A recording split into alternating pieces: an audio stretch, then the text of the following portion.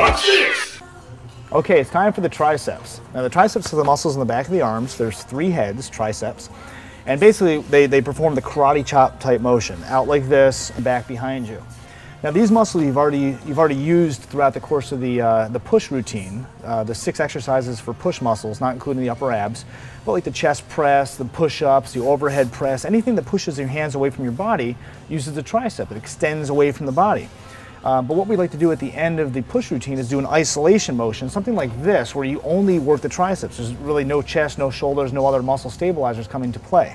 So we're really focusing on the tricep muscles. And a lot of people like to do these with dumbbells and free weights and skull crushers and tricep kickbacks and overhead presses and all these other types of exercises. The problem is when you do that, you really don't get the muscle work through the full range of motion. Like a tricep kickback, for example, you have a dumbbell and you're pushing it back behind you.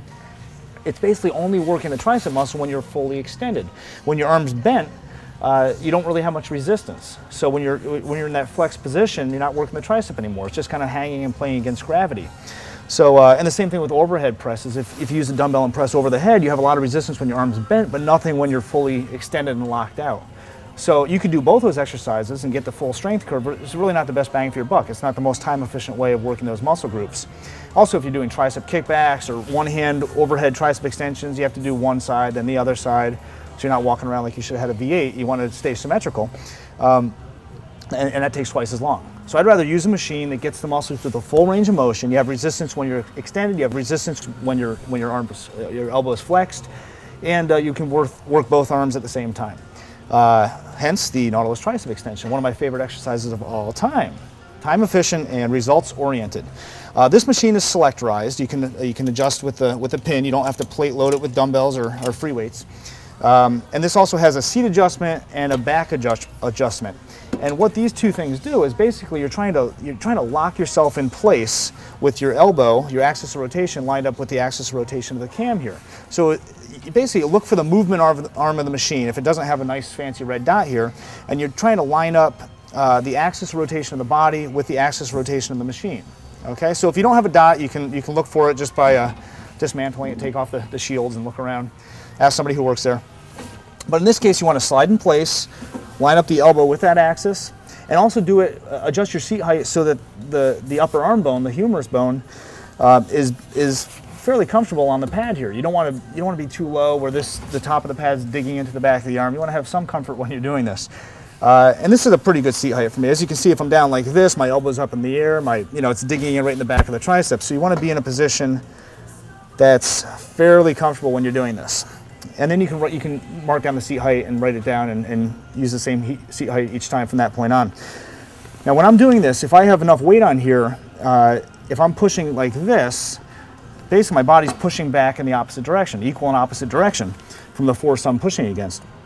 And you don't want to do that. I could contract my abs and hold myself in place and push, but if I doubled or tripled the weight, I probably wouldn't be able to do that. And triceps are strong muscles. So you really want to position the seat, the back pad, so it's adjusted so that when you do extend the arms, you want a tight fit. It's a little motivational to keep your weight in check too. But now when I push, my back won't move away from the arm pads here. Okay, so I can push as hard as I want. I'm not going to move. My elbows pretty much lined up with that axis of rotation. And that's one of the key points when you're doing any kind of isolation movements. You want to have your axis lined up with the cam. Otherwise, you have a lot of shear stress. You have a lot of problems with the tendons and the joints.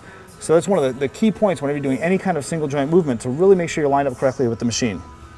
So, to the basics, you want to exhale while the weight's rising. It should take 2 or 3 seconds to fully extend. A slight pause in the fully extended position is fine because you do have resistance there. There is some contraction. Exhale, and then 4 or 5 seconds on the way back, nice and slow. And now you could do a variety of hand grip positions. Some people prefer this palm flat, palm up. There's actually some recent research that shows if you press with this side of the hand, there's some mechanoreceptors in the hands that actually provide for a stronger contraction.